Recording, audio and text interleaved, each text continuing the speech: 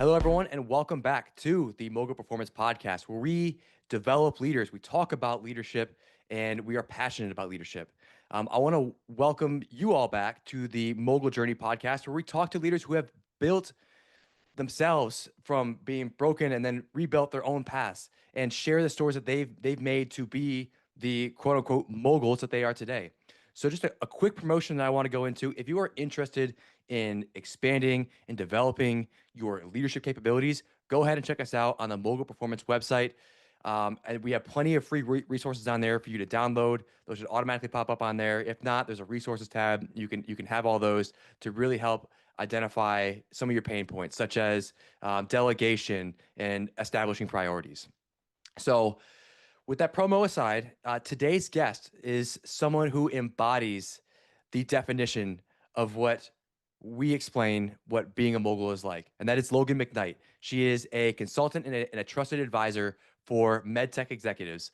Logan has over 20 years building and scaling clinical services, medical devices, and medtech teams. She's led companies through crises, grown revenue across multiple markets, and most importantly, she's helped leaders scale without burning themselves out and also their teams. Her philosophy, that's sustainable leadership doesn't come from choosing between performance and people. It comes from mastering both of those. Logan, welcome to the show. Thanks for having me. Yeah. That So was great hype. yeah, no, I'm so honored to have you on here. Being in the field of healthcare now for the past year and a half, I think it's important for you to be on here and to kind of share your perspective from the healthcare, um, you know, lens. I see a lot of parallels in the things that I faced when I was in the military. I almost like to say there's a little bit more uh I don't want to say drama, but there's more weight that's involved because there's a lot more pressure, right? Mhm. In the military, there's pressure when you're deployed, and there's all these different things going on. And then the same thing happens in the OR room, right? Where you don't know, you don't even, or the ER, you don't know what's going to be showing up. So there's so much pressure that's involved, and I'm just honored to have you on here to kind of share some of your experience. But before we begin, I like to kind of kick us off with just getting to know who you are. So tell us about your life before you jumped into the professional workforce. Like, where are you from? Where'd you go to school at? Kind of what was your developmental life like? Those kind of things.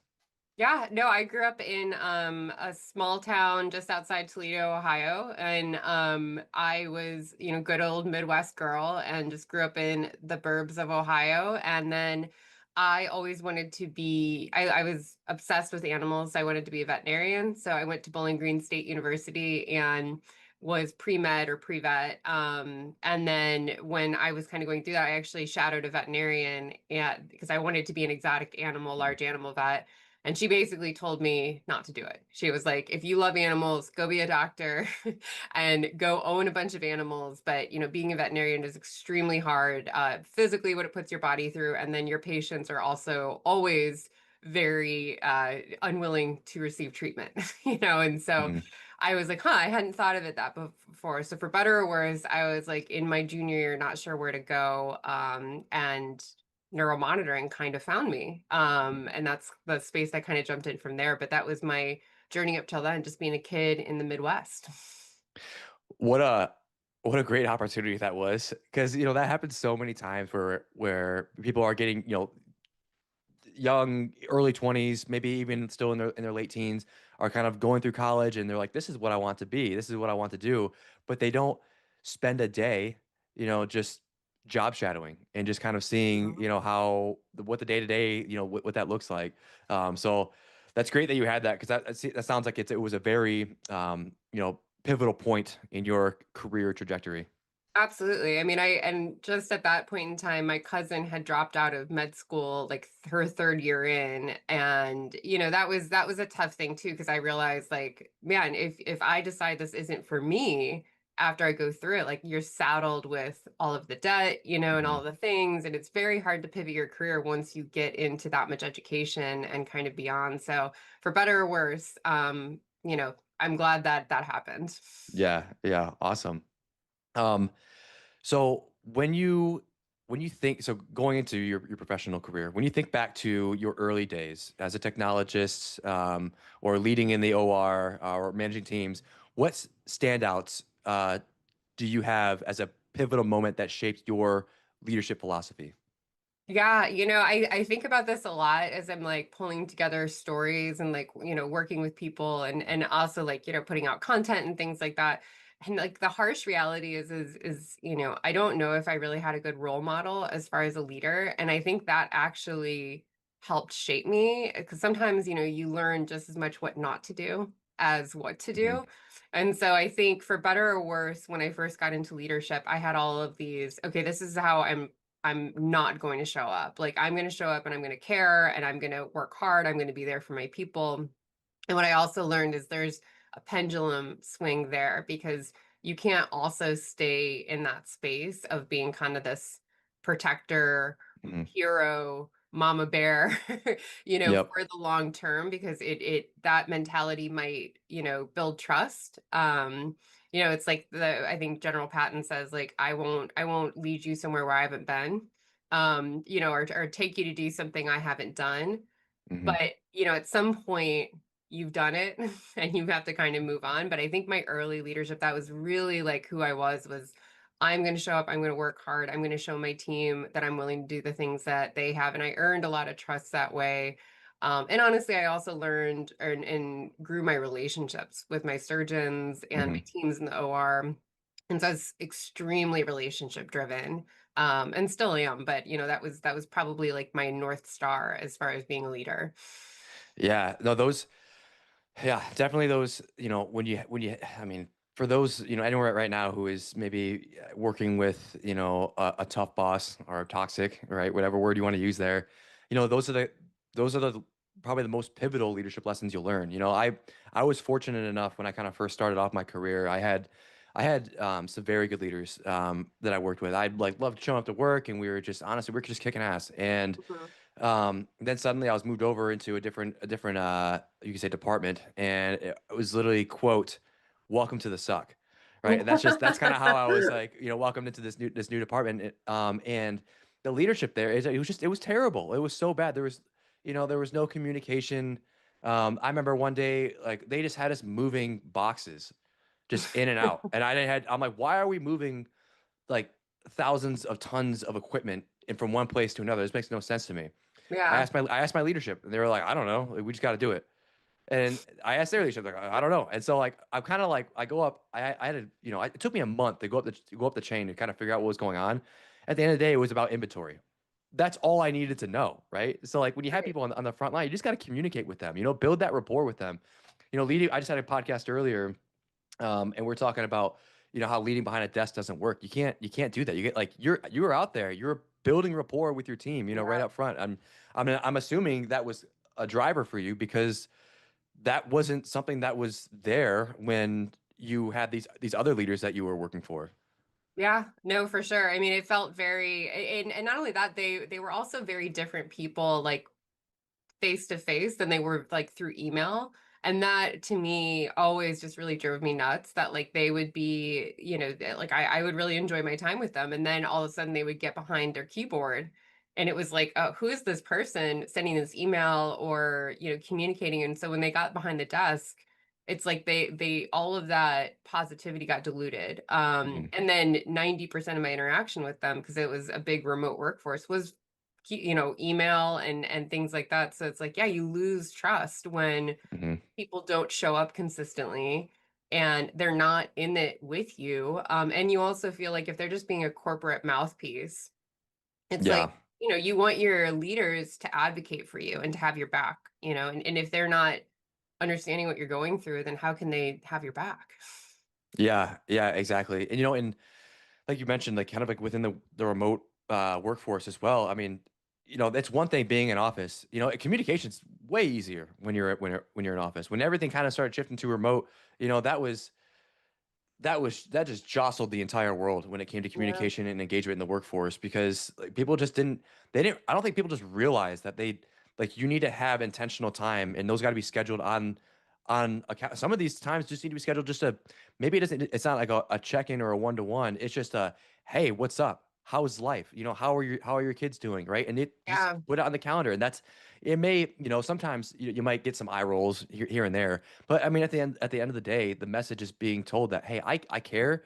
I want to get to know you, and I want to know how you operate. So when we're tasked with certain things, like, I can identify like what you're passionate about or whatever those things are. Yeah. No, I mean, to your point, like, I think when you're scheduling your one-on-ones with your team, giving that little, like, that little bit of time in the beginning just to like, hey, how are you? Ugh, like my toddler would not sleep last night. Like, show that you're Hmm. human, and then, as a leader, like, you have to show your vulnerability and who you are Hmm. as a person for people to reciprocate that back to you. And Hmm. it does it, like I said, that builds trust. And those little, I just watched like a podcast with the Diary of a CEO, and they had Brene Hmm. Brown on, and one of the things she was talking about was like, who fills your marbles, and marbles being these little moments of trust that you Hmm. build. And it's not these like big elaborate speeches you make during times of crises. It's like the little moments where you ask, hey, Hmm. how's your kids? Like, hey, how's your dad? I know, like, you recently had to move him into like, a home, and like, or like he's got Alzheimer's. Like, what, that just caring and asking builds trust. And so when the hard moments have, like, you've got like kind of a credit of trust built up that you're not having to create it out of thin Hmm. air. I mean, it's important. Yeah, and I'm curious. So speaking of like filling your marbles, right? Like the work that you do, you are out there kind of giving yourself out, and sometimes that might even involve being kind of like an emotional sponge for all different kinds of like leaders, and different, within healthcare or not. So I'm curious, is who fills your marbles? Oh, that's a great question. I mean, to be honest, like, the advising, coaching, whatever you want to call it, I really do enjoy that. Like, I feel like being, sometimes I'll work with people and they're like, sorry, you're not my therapist. And I feel like, and I'm like, that's the thing is, it's very hard to separate like the two. Like, you're dealing with the whole person. Like, if you're like, oh, well, I'm just getting like coaching on my work persona. Hmm. Sorry, like, it's the whole persona. It's how you show up Hmm. everywhere. And so I think for me also realizing that, like, the way like that fills my cup in kind of an interesting way. Like, I love creating impact and giving back to Hmm. people, and I really enjoy like one-on-one conversations. I'm not like, as much as I like a good party, I Hmm. I much more enjoy like a deep one-on-one conversation with somebody. And so I enjoy that. And then, if everything gets too much, like, I live out in the Pacific Northwest. We have 100-year-old cabin out in the middle of nowhere. So I love to hike, and being in nature, like, that's Hmm. what kind of brings me back. I'm very fortunate to have a good group of friends and things like that. But to be honest, I'm kind of an extroverted introvert. So I Yeah. like spending a little time like getting some exercise, clearing my head, being out in nature. I feel like gets me back to like baseline, and able to receive from people Yeah. a bit more. Yeah, no, thank you for sharing that. And I've seen some of the photos that you've posted as well. I think there was one you were hiking. It looked like it was kind of cold, but I think you were with your dog. Was that Yeah, right? yeah. I'm luckily, I always bring I have two pretty big dogs, and so they're one of them, or if not both, are always with me. Yeah. Well, man, I swear we could go down a whole nother rabbit hole. I'm not gonna take us there. I always talk about like leadership and dogs and how there's like so many parallels. We're not gonna go there, but I saw your dog, and your dog looks is a beautiful dog. Thanks. Um, so not to take us too far off track. So we've uh you know, or sorry, you have been through some high stakes situations, right? Within the work that you've done, Yeah. hospital shutdowns, acquisitions, scaling across states. All of those three are extremely hard to do. So, what were some of the toughest calls that you had to make as a leader, and what did that teach you? Man, there are so many. COVID, I basically became the CEO in at the end of 2019, so right before COVID. And I was actually like, I was told by our owner I was the CEO. I got an email went out one day, so I was like a non-consensual CEO. Like, it just kind of happened, for Trial better by or worse. fire. Yeah, Yeah, or exactly. battlefield promotion. That's what they say. Yeah. 100%. And I was fortunate that I brought on a COO to help me during that time. But I think the shutdowns, and then like, we enacted some furloughs and pay cuts, and those were always hard. And I actually through my career, I've had to lay off or let go of 52 people. And I know it's 52 because I know each of their names Mhm. and each decision, and because I also personally did it. Like I didn't have an HR person who would go do it. Even if I did, I was the one delivering the message. It Mhm. was really important to me to be like, I felt like they came to work for me. And so if they came Mhm. to work for me, I owed it to them to have that hard conversation when we needed to like separate and our paths weren't going to diverge. So those were always the tough calls. I think and the thing I learned too was like you better make sure by the time that you have that tough conversation and that they know what's coming, that you've given them every opportunity to show up differently, to make a correction, because Mhm. that's really like, as a leader, that's your goal is to like create the expectations and help them get there, remove the blockers. And so if you haven't done a good job with that, like it's more your fault than it is theirs that this isn't working out, and you have to take ownership. And I told somebody too is every person who leaves or every person you get rid of, there's a lesson. Like you have to Mhm. learn something from each of those things, even if you're like, well, they weren't a good fit. Okay, well then something was wrong with your hiring process or your onboarding process. So like there's still always a lesson learned. You can't just be like, oh, well, it didn't work out. You're never going to get better if you do, if your mentality is like that. Wow, that was amazing. That I like just the way you said that was absolutely perfect. Yeah, I mean, just like looking for the small thing. It's. I mean, I think we've talked about the book very briefly, Extreme Ownership, right? So Yeah, like when things like that happen, back yeah, you here. have it. Yep, I got it right there on my shelf as well. Um, when those things happen, I mean, there's an opportunity. There's an Yeah. opportunity in literally everything. You might get stuck in a little bit of people might say you get paralysis, by analysis or those kind of things. Well, Mhm. just reflect on it, think about it, and maybe something might come up. Um, so Yeah, thank you and for I sharing mean, that. yeah, to your point too, like I think it also impacts the team. Like one way Hmm. or another, even if it's like this was the most obvious, decision to let somebody go or whatever, like it still creates a rift of trust in the team of like, I mean, anytime somebody's let go, they think, okay, well, could it be me? And so if you're Yep. able to reflect on it and share like, here's what we could have done better as a company, or like here's what, like how we're going to move forward, it creates okay, like I'm not going to focus on what just happened or the negative or the if ands and possibilities. I'm just going to focus on like what's in front of me and like the path that we're going to forge going forward. And it helps, like that's also your role as a leader, right? Like your tip Hmm. of the spear, you have to keep everybody's eyes looking forward, because where you're looking is where you're going to go. So don't have them, like anxious about what just happened.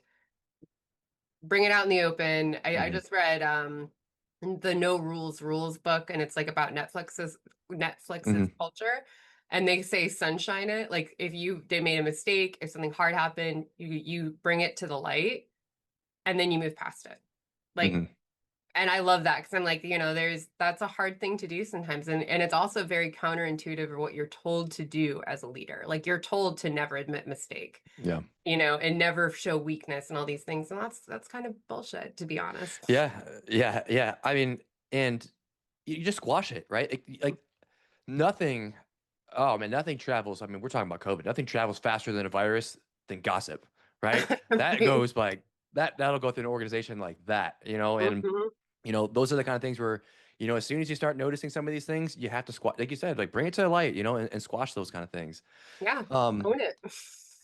so obviously at that moment in time, reflecting on that, like morale had to take a pretty solid hit. So how did you keep your teams engaged during that time? So I did it was hard too because it was remote, and we were really most of our team was in the Pacific Northwest, so we were in Washington, Oregon, Idaho, a little bit Alaska and Montana, but we really got to see each other pretty often. But then, when COVID happened, we didn't see each other. And so you do start to like lose that level of trust. So I started doing virtual town halls, CEO town halls almost every other week. And just kind of like, I mean, because honestly, in 2020 and 2021, that's how much information we were getting, is like every 2 weeks we had to like stop, talk about what we're hearing. Also, I wanted to hear, like, as much as like I wanted to share the message of here's what I know, here's what I don't know, here's like what we're going to do to go Hmm. forward.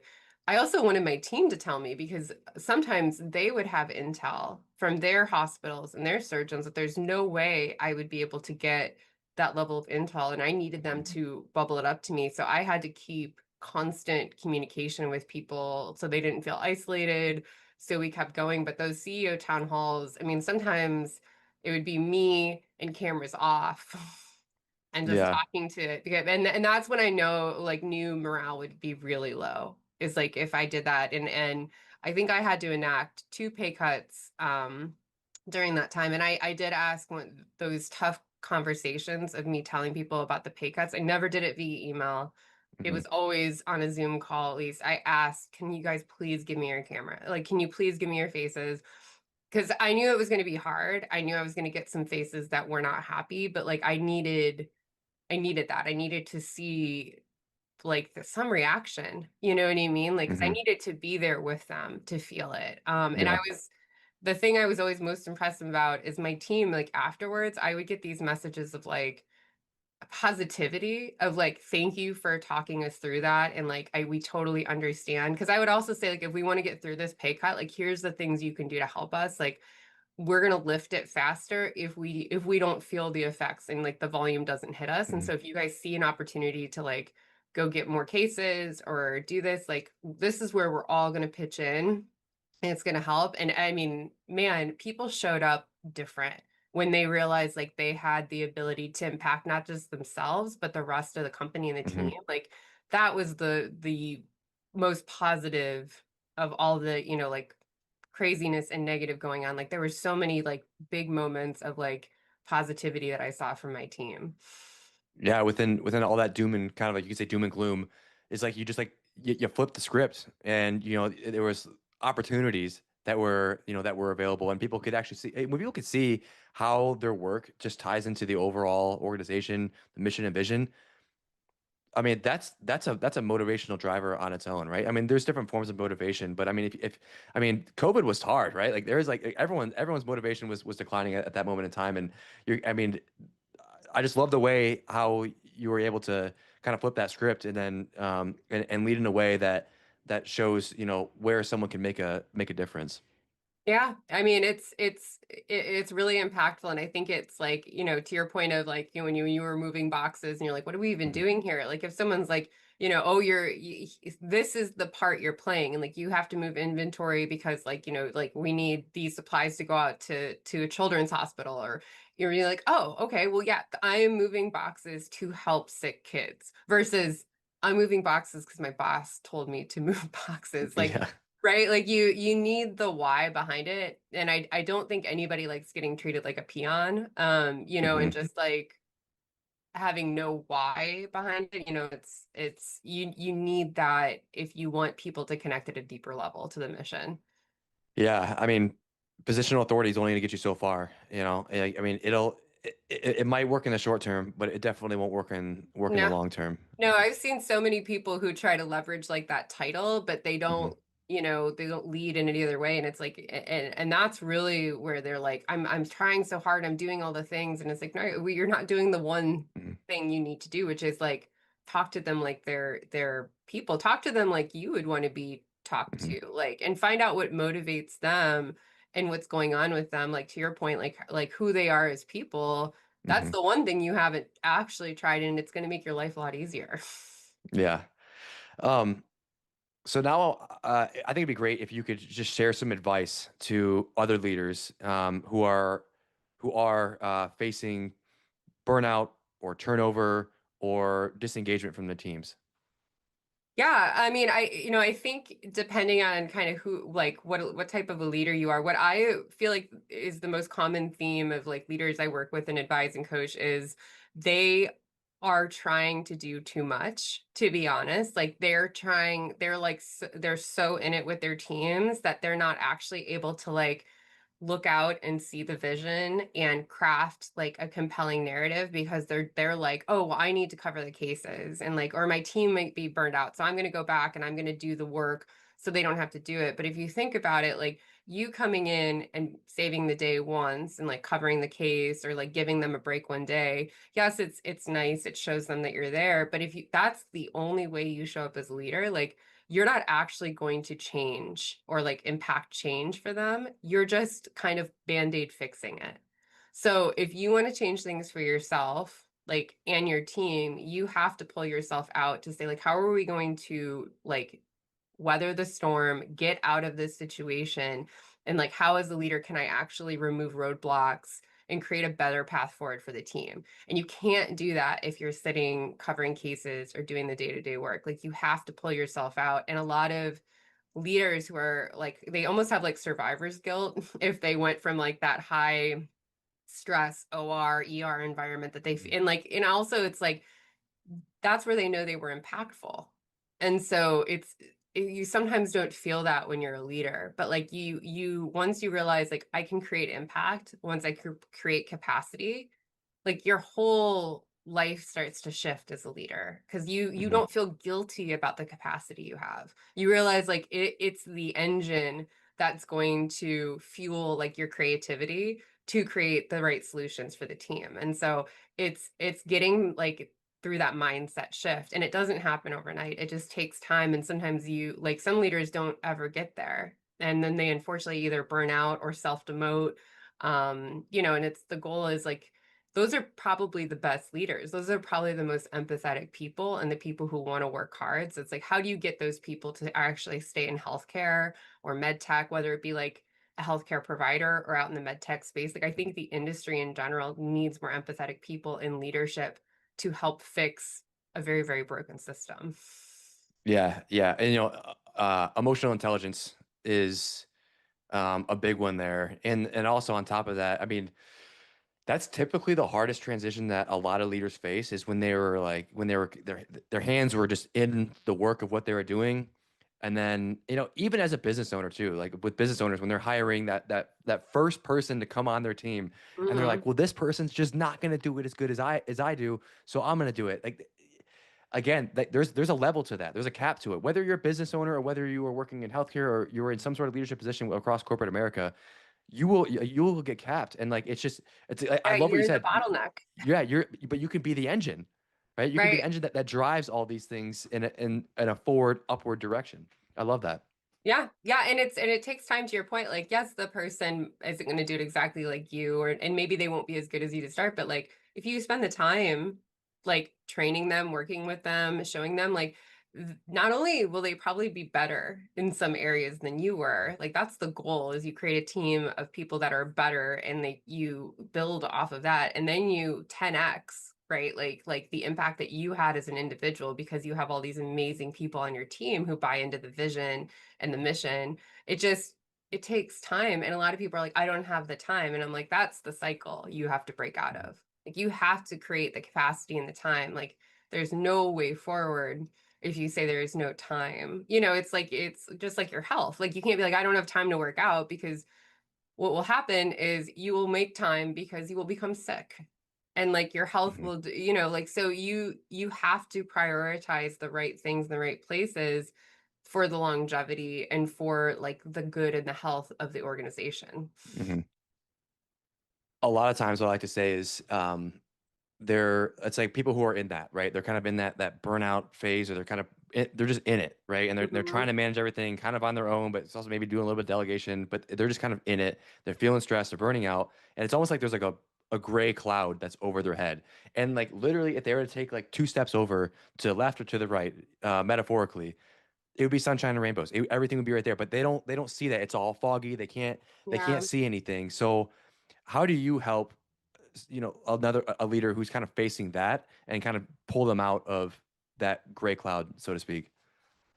I think what I've found is a lot of them are like, because in healthcare too, there's so many protocols and so many rules. And when you start out, like you are literally supposed to stay in this box and like follow these rules. And then when you get to a leader, you're kind of like, okay, here's my box, here's all the things I think I'm supposed to do. And you don't realize like you don't have that box anymore. Like you can step out of it. And to me, like the box is the gray. Hmm. The box is the cloud. So you have to be like, okay, like I really don't like doing this part of my job or this part of my job. Delegate it out. Like delegation feels like such a dirty word, but it's really not. It's like the solution. And what I think I was surprised about too is like, guess what? People are not you. So the things that you hate, someone might love. Like Hmm. someone's gonna like if you're like, oh man, I hate diving into these spreadsheets and doing these analytics, like there are people who love doing that. There are tools that you can be so creative and piecemeal the parts of your job that aren't your strong points out and kind of create this interesting path like forward and that blue sky type of like Hmm. job. But you just have to stop waiting for permission because no, I mean, in my experience at least, unless you have a really good mentor, a really good boss who's going to kind of grab you by the shoulders, Yep. take you out of it, no one's going to tell you to work less or do, you know what I mean, or like do something different. You have to do it yourself. And like, and if Hmm. you have a strong team who like the balls aren't going to drop and they're going to work with you, and then you're also creating like this leadership capacity within your team and you're creating other leaders. And like that to me is the whole point of leadership, right? Is like building and creating other leaders. And then Hmm. you can have this amazing team and all be in the blue sky zone. But if you can't get outside of the box, like you all live in that unfortunate little bubble of like storm clouds, right? Yeah. Yeah.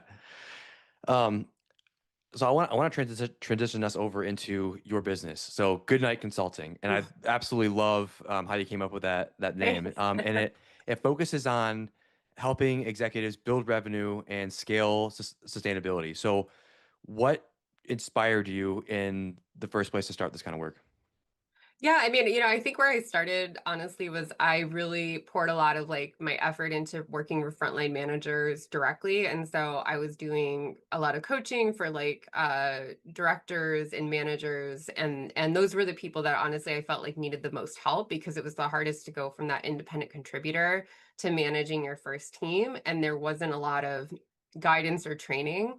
But I realized it's really hard for people in that space to like want to invest in themselves or even find the time to do it. And so the companies that can see this, like, and them creating the pathways with the leaders, like that's who I'm working with now. And it's really the best path forward because you get like once you get buy-in from leadership, like to want this type of life for their managers and the rest of their team, it's this amazing like catalyst for growth that kind of happens. And so if you have like leaders at the top wanting things to be different and then, you know, training for their leaders, mindset shifts, like all the things that happen that might seem a little woo woo, but like it is the core Hmm. of leadership. And once you make those shifts and you start, you know, leading with like intention and showing up of like, okay, like, yes, these are our goals, but like, what's our bigger mission and aligning like your goals and your mission together? Because to me, those are two separate things. A mission is a little bit more abstract, but Hmm. your goals are time based.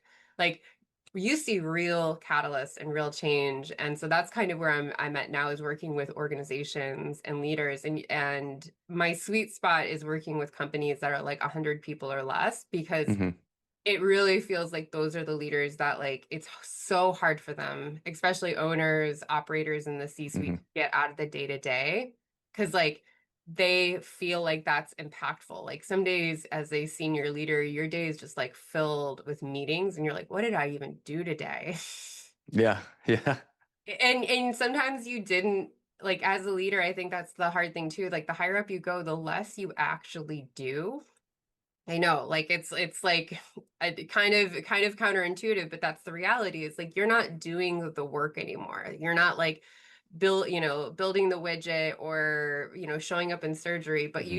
you need to be able to carve the path forward and like give yourself the permission and the capacity to do that because that to me is like high impact, like high creativity work. And if you're in survival mode, like your brain literally cannot get to a creative state. Like your amygdala is in overdrive, right? Like you are not going to be able to like get your brain to think of solutions. It's just going to be thinking of like how do I survive today? Hmm. Yeah, I mean, yeah, you need that brain space, right? And if you're doing if you I mean if you're doing the, all the hands-on work, right? Your job as a leader is to think strategically and then Mhm. drive the where the team is going to be going. And they're all and everyone else are all the technical experts. And I mean, and it's okay to leverage that. Like it's okay, right? Like if someone needs to Right. hear that, it is okay. You like that is what they are there for. Yeah. Um, so when you uh when you're consulting or coaching and you enter into an organization, what's the first thing you look for, and what's the signal that tells you that there might be something that is off? Yeah, I mean, I think the biggest thing is where are the senior leaders spending their time and energy? And a lot of times what I see is like the senior leaders are even doing things that are like below even where they were with their technical skills. They're like, oh, well, I'm running the invoicing or it's like, well, hang on. Because they're so worried about cash flow or like what will happen. And it's like you need like that is not with your experience, like where you need to be spending your time. Like you can have somebody do that, especially with AI now. Like there's so many tools and resources you can do to automate a lot of those processes. So it's like if they it's like the trust, it's a very hard cycle to break on your own if you're in it because you really can't see a path forward and you also feel like you can't create the safety net to get you out of it. And so that's been kind of number one is like are they doing spending time doing things that are not growing the business and both in the way of like business development, getting new business, and then also like growing their team. Like there's two parts of that. It's like growing the capacity of their team. And what I've also noticed is younger generations as they're coming into the workforce, like if they're not growing, they're going. So you have to create like, especially when you're in a smaller company space, like the paths forward for people. Like they can't be like, I'm going to be this entry level position forever. So you have to kind of be thinking like, how am I going to continually grow the organization to create opportunities for these people that are here too? So, Hmm. and those are big picture questions, and you have to be thinking big picture, not doing invoicing, doing the schedule, Yep. the little day to day things. Yeah. As you're talking about, the new generation, I was just reflecting back. So my wife has a business. It's a wedding and event planning business, Oh yeah. and I help out with it here and there, but she's got a team, right? And she's got basically one full time employee, and she is 22, very young, just came out of college. But the thing is like when that's what this younger generation, and I mean, quite frankly, I remember this too when I was kind of first coming out, is like we want to do the work that we've been spending the past 4, 5, 6 years just studying and just Right. we want we get let's get like let me get our hands dirty, but that doesn't happen. And I think that's known as college students are getting ready to kind of transition out of college and going into the workforce. But you know, this individual is my wife's right hand woman, and she gets everything like she executes, and she is, I mean, just a savage at the work that she does because she gets it done so very well. And the reason Mhm. is it's like there's a vision, like here's where she said, like here's where we can go, here's the things that we can do. What strategies do you think? And then she leverages her social media, because Gen Z is like Oh yeah. very very good at social media, and helps out with that. But it's just like giving they no one wants to fail. Like you give people the Right. responsibility, right? And there's gonna be some guiding and some coaching that's gonna be along the way. That's expected. But there's gonna be some points too where they're gonna trip up and fail, and that's okay too. Like let it happen, because those are where the lessons are gonna be learned. And you know just like weighing in on that, and just providing that opportunity for the new workforce that's coming in is it can literally slingshot your company in the right direction. Yeah, 100%. There's another great book. I actually just pulled it out. It's called Culture Code. And it's talks about that exactly like how you as the leader, like you create like I mean, it's like being a coach, right? Like you're not going out in the field and running the play. You're working the team through the play so they can execute, but they also know if they need to change and pivot, like what the goal is and what the objective is, because like as a boss, you're not going to be over their shoulder the whole time. They have Mhm. to be able to use their strengths, their ability to think, and execute, right? And they're Mhm. some and probably like to your point, like they're going to be able to do so many more things better or different. And so if you just learn to leverage like all of those unique skill sets around you as a leader, like man, you are just going to be the engine and the catalyst, like Mhm. moving things forward, versus if you expect everybody to be you, like if you expect everyone to be you, behave like you, do the job like you're still bottlenecking in your own way, Mhm. right? Like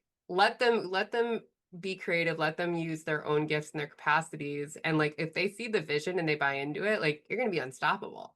Mhm. And I mean, they also fill the gaps. Like, you're not going to be perfect at everything, right? And Right. you want to hire people who have the skills that you don't have. I mean, I remember I went out on to do this is years ago. I went out. I had a team of individuals that were with me that I was going out on an exercise with, and this was while I was in the military, and I didn't have all the skills, and I just like laid it on the table. I was like, look, guys, I I do not know everything, and I'm really going to be leaning heavily on each of you. But what I am going to do is I'm gonna take us in the right direction, and I'm gonna make sure that you are all taken care of.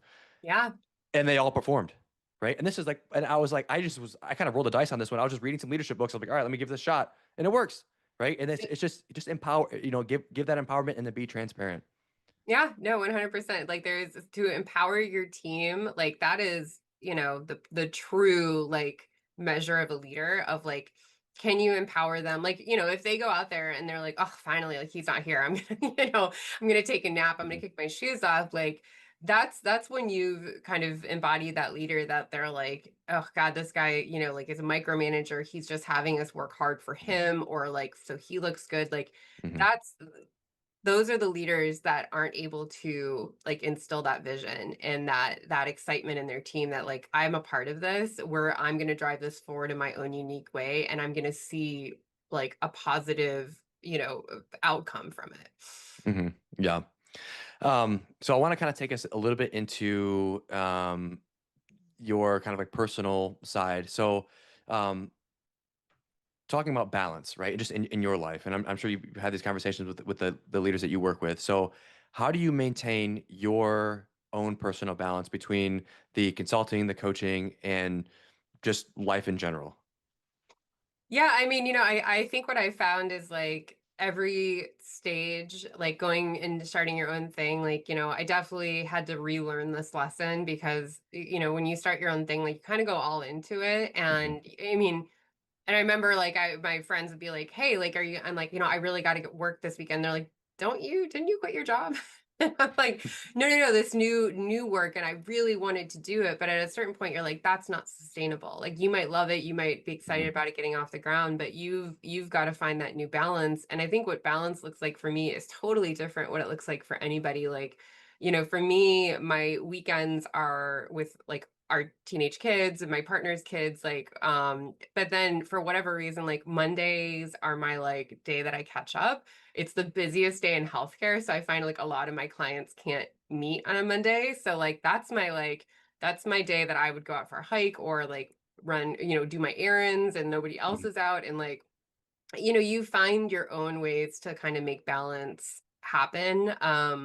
And I think that's my thing is like I like healthcare, I like med tech because there are conferences you go to. There are like things that happen in the evenings and networking and travel. And then I've never felt bad about, okay, well, I had to go travel and work this weekend. I'm gonna like do my own thing on Monday or Tuesday because there's nothing going on, and Hmm. you also have to respect that and create that time because I realized like when during COVID, I didn't give myself enough of that. Like I just, like and burnout was real and Hmm. I did not give myself like the space and capacity because the other thing was like is everybody you were so accessible. Like you couldn't see or Hmm. talk to anybody or I mean you couldn't see anybody but yet like I remember I had people FaceTiming me like all the time and I felt like what is this new thing where people feel like they can just FaceTime you at Yeah. 7 p.m. Yeah. Like it felt very intrusive to me. But I had to realize like, okay, I don't have to answer. Like I don't need to answer. I don't need to also justify like why I don't want to hang out or this. It's like, no, Hmm. I can't. It doesn't matter if it's just like for me gonna sit like and have a fire and read a book and like just or like go out in nature and go for a hike. Like I don't need to tell somebody I'm choosing this over spending time with you. Just need to say, hey, I'm busy. Like I'm not doing that. And that's like the unapologetic, like my time is sacred. My time with my family, my time focused on me, my health, or just like my doing nothing time, whatever it might be, whatever you need, like recognize it first. Don't apologize for it second. Hmm. Yeah, balance does look, it does look different for everybody. And, I think also balance is going to look different in different periods of time, right? When you first started Hmm. your business, I mean, like I tell everybody, when you first start a business, you just got to kind of eat it. Like you're just going to work a ton. And that's just how it is, right? And sometimes some people say, well, I don't believe in balance. Well, I mean, maybe, balance means, different things for every single, individual, but it's kind of about like, what works for you. Like you said, like guarding your time. That's something that I take personally. Like, is I have my 4 to 8 o'clock routine. So in the morning, and that Hmm. is my time. No one's up. It's my time. It's guarded. It's someone else. I used to work for a global organization, and they would be like, and I would be wanting to be on calls at 5 o'clock, 6 o'clock in the morning. No, like I Yeah. was no, like I need, if you want me to operate at the level that you were paying me for, Right. then I need this time. And it's about guarding that time. And what I have found is the ability to guard your time that is for you. I have found myself a whole lot less stressed than all my other colleagues, because Yeah. I'm literally grounded every single day when I start my day. Yeah, I mean, and to your point too about like just protecting your time, like, if you think about like senior leaders and like, executive C-suite people, if you're like, I need to meet with you, I need to do this, if they're like, sorry, I can't, you don't think like, what could you possibly like how could you not be available to me? You just assume, oh, they're busy. And like your time is a commodity. And or I'm sorry, not a commodity. Your time is precious. Like your Mhm. time should be something that like not everybody has access to and the resource for it. And you say, I'm going to give this to you, like this is my allocation.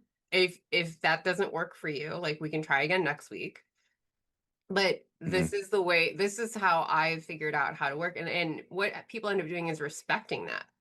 Like they're Yep. not like, oh man, this guy, like they respect that. What they don't respect is somebody who just will drop everything and be always available, because then it feels like, oh well, it doesn't matter if we, like this person's just our resource to utilize Mhm. as much as we can, versus like, something that's a limited resource. They're going to be a little bit more careful and strategic about when they ask for it and how they utilize it. Yeah. And even for people who are listening, who are maybe business owners, and they're like, well, my clients, like, I need to get to them. I need to get to them right away. Like, I need to, address their question. Well, what I've seen is that when those individuals are able to respect their own time, and they have their specific hours and block off their availability, the client respects the time more often, and they're less likely to start canceling, because they know that you are, one, you're busy, and then two, you're busy for a reason, because you're probably being successful at what you do. So 100%. Yeah, no, I mean, you kind of show people what you expect, right? You mhm, show them how you expect to be treated, and so you need to respect yourself and your time in order yeah, to garner respect from other people. yeah. All right, so I want to go through some quick like lessons, and then also rapid fire questions. So just like when you think of these, like whatever pops up in your mind, even though it's a couple of words or a single sentence, just kind of fire it off. Yeah. Okay, so the first one. So when you think about the next generation of leaders in medtech, what's one piece of advice you'd give to them? To be honest, it's care. Like I think just like some people get into med tech and they're like, oh, this is a great place to make money. That is not like your cup is never going to be full, and you're also never going to be really good at your job. Care about what your impact you're making your patients, to your surgeons, to the hospitals, wherever you're delivering like that level of whether you're an engineer building something, a salesperson, a rep. Just care because you realize like what you're doing is impacting somebody, and that somebody could be your family member. Care, like that's Mhm. it. Love it. What's a quote, principle, or mindset that guides you daily? Ooh, Be Curious, Not Judgmental by Walt Whitman. That was, just it's so easy, and especially I was guilty of this when I was a CEO to just make snap decisions. But when you ask questions, like you learn so much more. And when you're open as a person, like the life takes you to really, really unique places if you're just willing to learn and be open. Yeah, I love that because like not only just it's not just in work, that's outside of it too. Hmm. It's you know someone may come up to you has a piss poor attitude. There's something behind that. If you ask the right questions, you'll kind of see that, and you'll be like, my assumptions were completely wrong about Yeah. about the situation. 100%. Yeah, not to get into politics, but imagine how different of a world it would be if people just ask questions about their beliefs and Hmm. their standpoints versus judging and, at any rate, like Yeah, I think it's a beautiful philosophy. yeah, I love that. Um, in your view, what separates a good leader from a great leader? Ooh, I think, a good leader, like I think I was a good leader when I was trying to do it all and build with trust with my team. I think I became a great leader or on my journey to become a great leader once I realized like I needed to create the vision and step out of the day to Mhm. day and not just be, like it was my priority to be liked, but like to create opportunity for my team and to be respected and like realizing those aren't always the same things. Um, I feel like made me a great leader and somebody worth following. I love it. Last one. So I want you to finish the sentence. Leadership is Impactful. yes, love it. Makes so I don't even think people realize how impactful leadership is. I mean, there's so many lives. Whether you have an organization of Mhm. 50 people or 1,000 people, every single one of those individuals are going home to a family, and if they love where they work, they're going to carry that home with their family. And think about all the spouses and the children and all and all those people that affects. It's beyond just the work that you're actually doing. So I love 100%. that. Right, what's the saying? People don't quit jobs, they quit bosses. Hmm. Right, Yeah, yeah. If it's you're a very true. leader, remember that. Hmm. Well, Logan, this has been absolutely amazing. Your insights on sustainable leadership and building teams that perform without burnout is exactly what leaders today need to hear. So, before we wrap up, where can people find you? What's your social media? Different platforms that you use, all those things. Yeah, my website is goodnightconsulting.net, and then feel free to look me up on LinkedIn. It's Logan McKnight. That's, just on LinkedIn. And then I post stuff on honestly anything like this, YouTube. I do monthly webinars on leadership, and my next one's going to be on the 18th on how to go from an operator to an executive mindset. But yeah, so come visit the website. I've got free resources there too. Mhm. But I really appreciate this opportunity to chat with your viewers because like I said, I think I chatted with you when I very first started. Mhm. And Yeah, so it's been nice to reconnect now and have this great conversation. yeah, and if anything, just follow Logan's journey. It's so inspirational to kind of see where you went. 'Cause I remember in the very beginning, you were like, "I'm all in. I got it. Like this, we're gonna make this work," and you have, and it's great to see that. So, and Yeah, you have such a wealth of knowledge too. So I just appreciate you coming on here and sharing all that. absolutely. Anytime.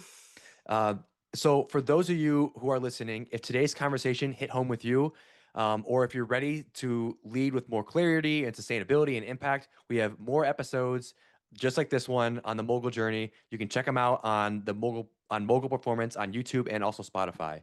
And then, if you are someone um, who is looking to excel in your leadership capabilities, or you know someone who is, go check us out at www.mogulperformance.com. We got all the resources, all the information that are on there. And as always, like I say at the end of every podcast, don't forget, be a mogul.